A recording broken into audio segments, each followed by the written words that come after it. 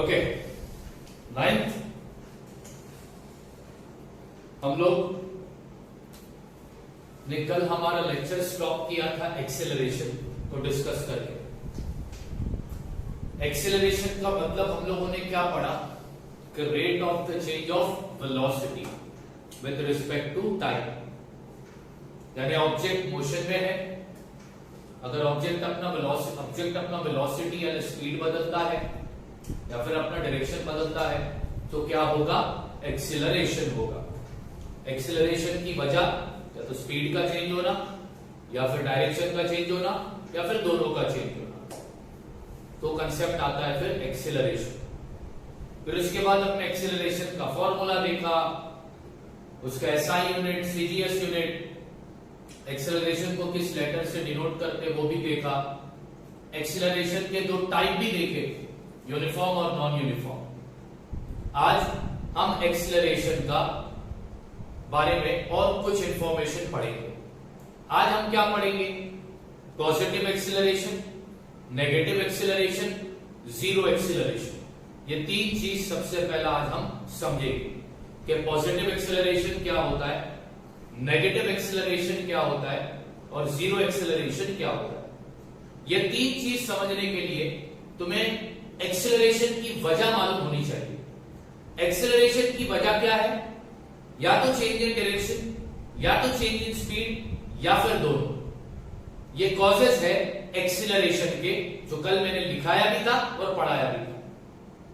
Now what is a positive acceleration, कि positive acceleration क्या होता है, तो उसका डेफिनेशन क्या बोलता है, when the velocity of object increases, जब ऑब्जेक्ट की वेलोसिटी बढ़ती है, जब ऑब्जेक्ट की वेलोसिटी बढ़ती है उस केस में जो एक्सेलरेशन होता है वो पॉजिटिव होता है। जब ऑब्जेक्ट की वेलोसिटी बढ़ती है यानी ऑब्जेक्ट की जब स्पीड बढ़ती है, व्हेन स्पीड इंक्रीजेस, तो एक्सेलरेशन जो होगा वो क्या होगा, पॉजिटिव एक्सेलरेशन। ठीक है। अब और एक इंपॉर्टेंट चीज है, in this case acceleration is in the direction of velocity.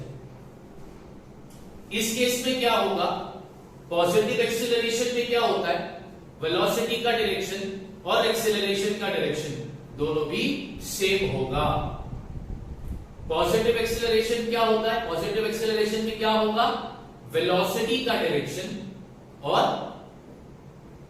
Acceleration का डायरेक्शन, दोनों का डायरेक्शन सेम होगा, दोनों भी सेम डायरेक्शन में होंगे। एग्जाम्पल भी दिया हूं मैं, मान लो ग्राउंड पर बॉल रखा हुआ है, अब तुमने क्या किया, बैट से उस बॉल को हिट किया।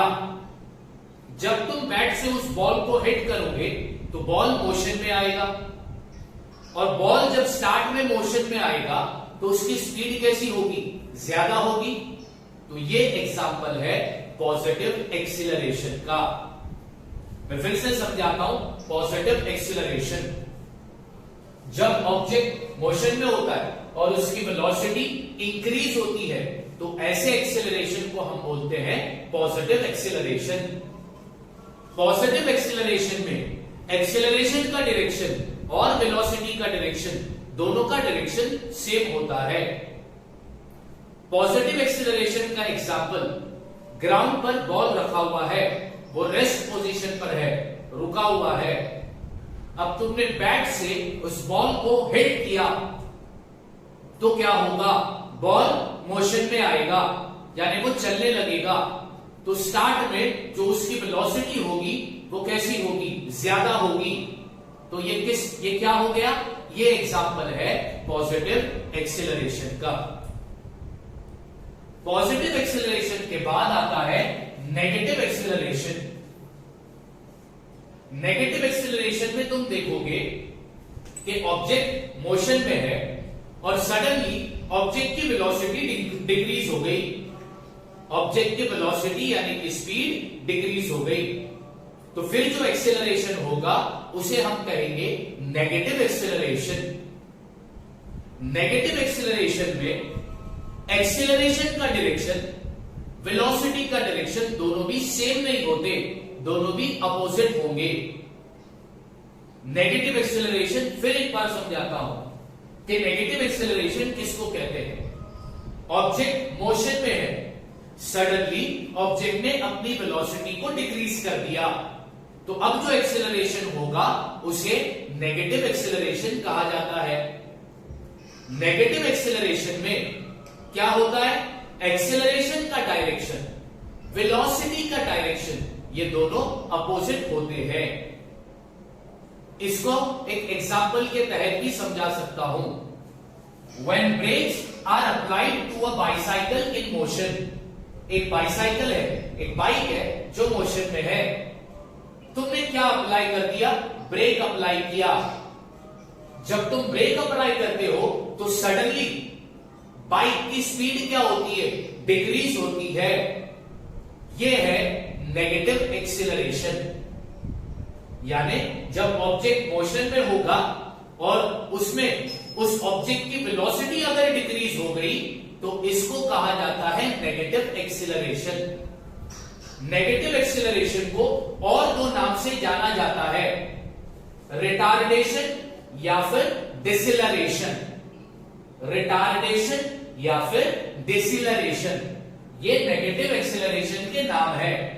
अगर एग्जाम में क्वेश्चन आया व्हाट इज रिटार्डेशन, तो कंफ्यूज नहीं होना, रिटार्डेशन किसको कहते हैं, नेगेटिव एक्सीलरेशन को। या फिर क्वेश्चन आया व्हाट इज डिसिलरेशन, तो कंफ्यूज मत होना, डिसिलरेशन भी किसको कहते हैं, नेगेटिव एक्सीलरेशन को। तो हमने दो तरह के एक्सीलरेशन देखे, positive acceleration, negative acceleration. Object की जब वेलोसिटी इंक्रीज होगी तो पॉजिटिव एक्सीलरेशन, ऑब्जेक्ट की जब वेलोसिटी डिक्रीज होगी तो नेगेटिव एक्सीलरेशन। पॉजिटिव एक्सीलरेशन में वेलोसिटी का डायरेक्शन, एक्सीलरेशन का डायरेक्शन सेम होता है। नेगेटिव एक्सीलरेशन में वेलोसिटी का डायरेक्शन और एक्सीलरेशन का डायरेक्शन अपोजिट होता है, और दोनों के एग्जांपल भी मैंने तुमको बता दिए। अब जो तीसरा एक्सीलरेशन हम पढ़ेंगे, जीरो एक्सीलरेशन, यानी एक्सीलरेशन होगा ही नहीं। ये कब पॉसिबल है, एक्सीलरेशन होगा ही नहीं, ये कब पॉसिबल है, ये तब पॉसिबल है जब ना तो स्पीड बदले ना तो डायरेक्शन बदले। एक ऑब्जेक्ट मोशन में है और वो जिस रास्ते पर है वो रास्ता बिल्कुल स्ट्रेट है, तो वो मोशन वाला ऑब्जेक्ट ना तो अपनी स्पीड बदलेगा ना तो डायरेक्शन बदलेगा। तो जब स्पीड नहीं बदल रही है, डायरेक्शन भी नहीं बदल रही है, ऑब्जेक्ट एक कांस्टेंट स्पीड पर चल रहा है, तो यहां पर एक्सीलरेशन आया नहीं आया, तो इसको हम कहेंगे जीरो एक्सीलरेशन।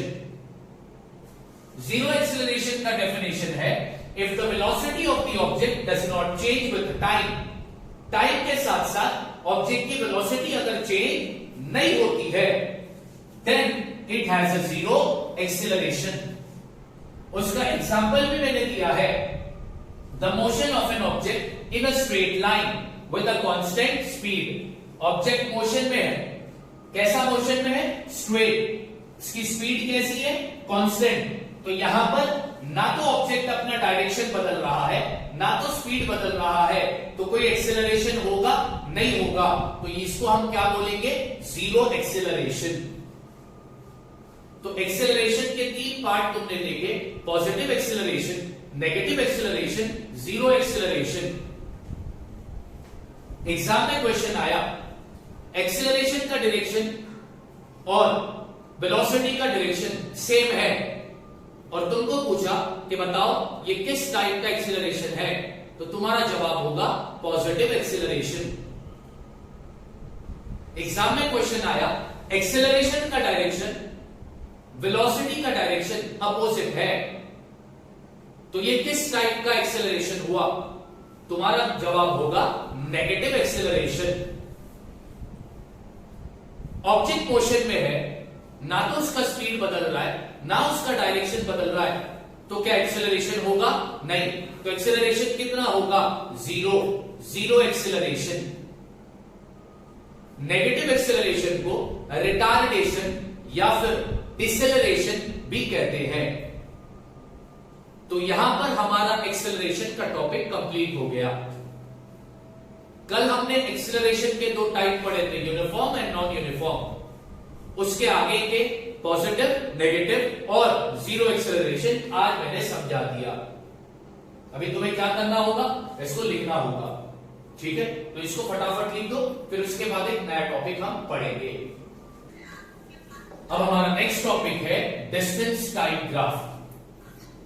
अब पढ़ेंगे हम डिस्टेंस और टाइम का ग्राफ। तो सबसे पहला समझते हैं कि डिस्टेंस टाइम ग्राफ होता क्या है। It is a graph of distance covered by a body from starting point against the time, that is, it gives variation of distance with the time. Distance time graph से तुम्हें क्या मिलेगा? It gives variation of distance with what? Time. Distance time graph से तुमको क्या मिलेगा? Distance time graph से तुम्हें मिलेगा जो वेरिएशन, जो चेंजेस, वेरिएशन का मतलब होता है चेंजेस, वेरिएशन का मतलब होता है चेंजेस,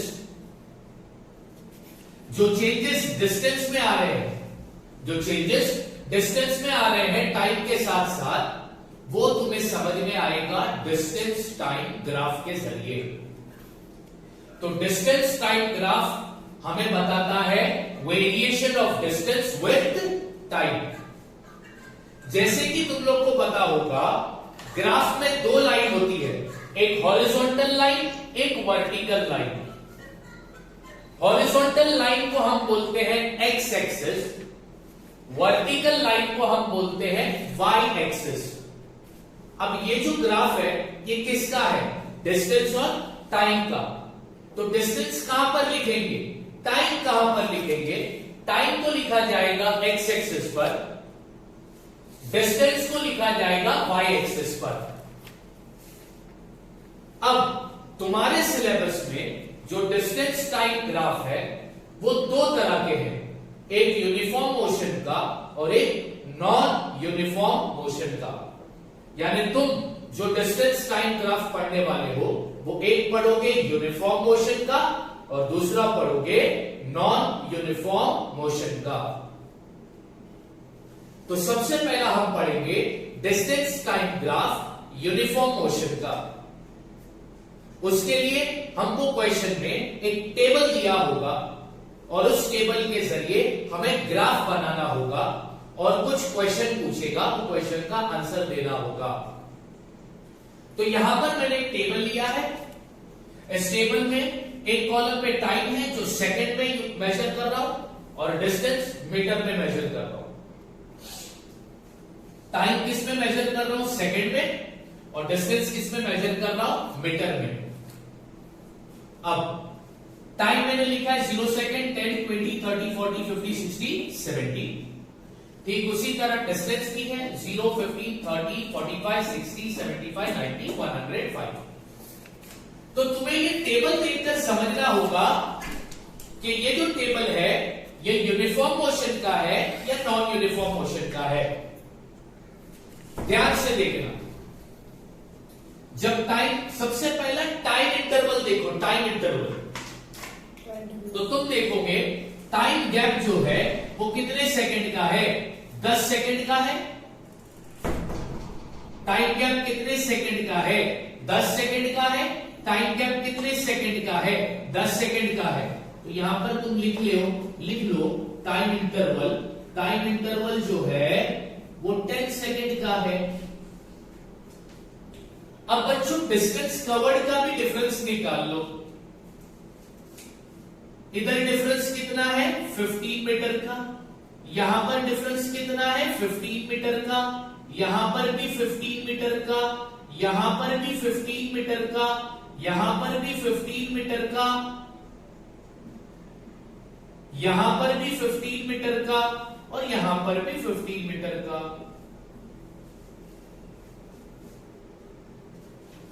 तो डिस्टेंस कवर्ड कितना आ रहा है? डिस्टेंस कवर्ड कैसे आ रहा है? इक्वल आ रहा है। अब तुम क्या करोगे? सर हर 10 सेकंड में इक्वल डिस्टेंस ऑब्जेक्ट कवर कर रहा है।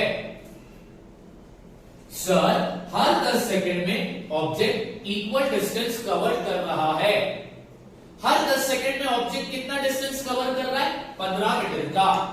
हर 10 सेकंड में, पहले 10 सेकंड में 15 मीटर, फिर दूसरे 10 सेकंड में भी देखोगे तो 15 मीटर, तीसरे 10 सेकंड में भी 15 मीटर। तो ये जो टेबल है ये किस टाइप के मोशन का हुआ? तो तुम्हारा आंसर आएगा यूनिफॉर्म मोशन। अभी इस यूनिफॉर्म मोशन का हमको बनाना है डिस्टेंस टाइम ग्राफ। ग्राफ बनाने के लिए चाहिए ग्राफ पेपर, ठीक है? वो तो जब लॉकडाउन खुलेगा तब तुमको मिलेगा, अभी सिर्फ समझ लो और रफ में बनाकर रख देना बाद में। क्या होता है डिस्टेंस टाइम ग्राफ में? टाइम को लिया जाएगा एक्स एक्सिस पर, डिस्टेंस को लिया जाएगा वाई एक्सिस पर। तो मैं टाइम लिख देता हूं। टाइम शुरू होता है 0 से, फिर 10, फिर 20, फिर 30, फिर 40, फिर 50, फिर 60 और फिर 70। ठीक है, ओके। अब उसके बाद मैं क्या लूंगा? उसके बाद मैं लेता हूं डिस्टेंस।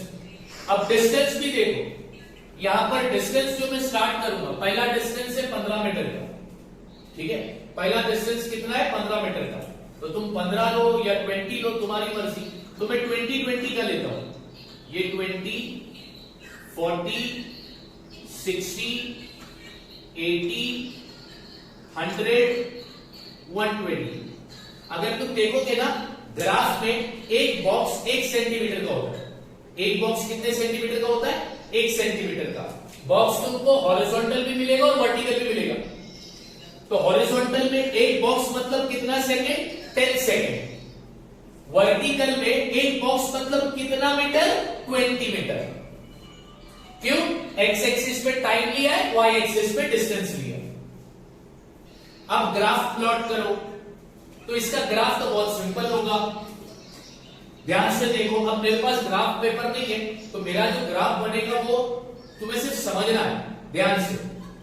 पहले 0 सेकंड में कितना है? 0 है, ये इधर ही रहेगा, ठीक है? फिर 10 सेकंड में कितना है? 15 है, तो 15 आएगा 0 और 20 के बीच में, तो मैं यहां पे डॉट देता हूं, ठीक है? फिर 20 सेकंड में कितना है? 30 है, 30 आएगा 20 और 40 के बीच में, तो मैं यहां पर डॉट देता हूं।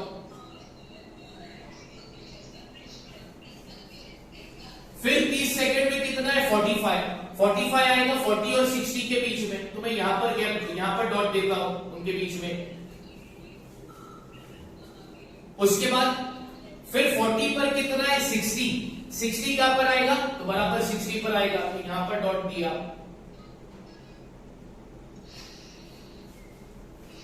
फिर 50 कितना है? 75 किसके बीच में आएगा? 60 और 80 के बीच में आएगा, तो 60 और 80 के बीच में डॉट देता हूं। ठीक उसी तरह बाकी सब तुम कंप्लीट कर दोगे।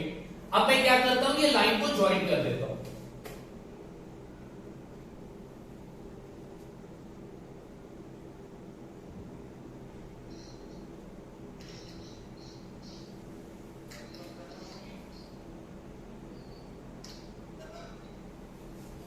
ठीक है, मैंने ग्राफ प्लॉट कर दिया।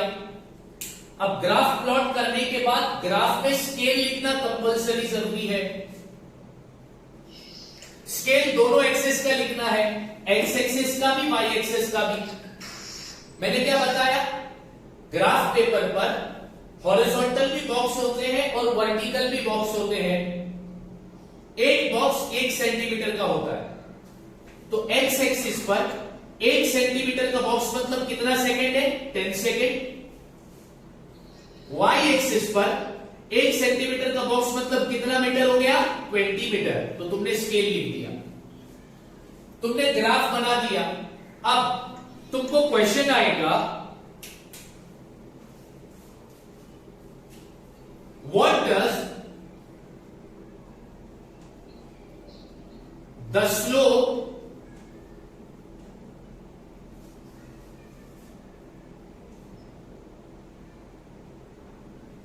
of the straight line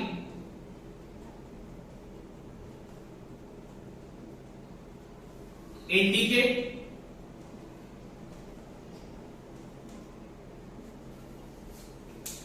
तुमने जब ग्राफ प्लॉट किया तो तुम्हारा जो लाइन आया, डिस्टेंस और टाइम ग्राफ जब तुमने प्लॉट किया, तो ये जो स्पीड का जो लाइन आया ना, ये जो डिस्टेंस का जो लाइन आया है, ये लाइन जो तुम देख रहे हो, ये लाइन कैसे आया? स्ट्रेट लाइन आया। तो ये क्वेश्चन क्या बोल रहा है? What does this straight line indicate? ये स्ट्रेट लाइन का मतलब क्या है? ये स्ट्रेट लाइन क्या इंडिकेट करता है? ये स्ट्रेट लाइन तुमको क्या बताता है? तो अब इसका आंसर मैं यहां पे लिखा देता हूं, straight line indicate speed of the car. इसका मतलब क्या हुआ? डिस्टेंस टाइम ग्राफ से हमें क्या पता चला?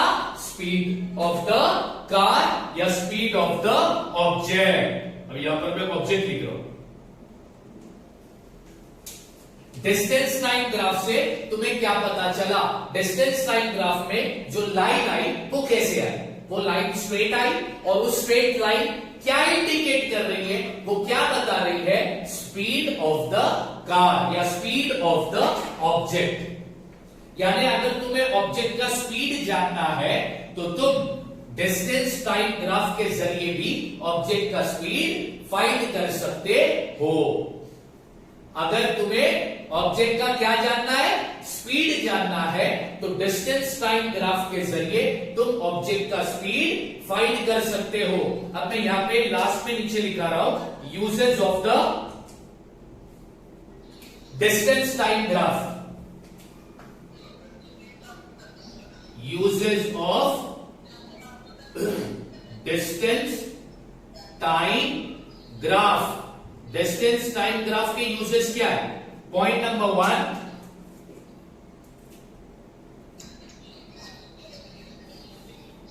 To find the position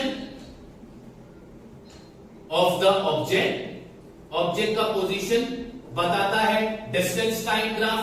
second, to find the speed of the object. Object की स्पीड भी बताता है डिस्टेंस टाइम ग्राफ। ये दो यूजेस तुम्हें याद रखने हैं। अगर एग्जाम में आया write the usages of distance time graph, तो तुम क्या लिखोगे?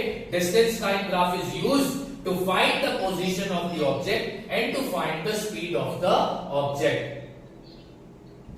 What is distance time graph? Distance time graph क्या बताता है? वेरिएशन बता रहा है, चेंजेस बता रहा है।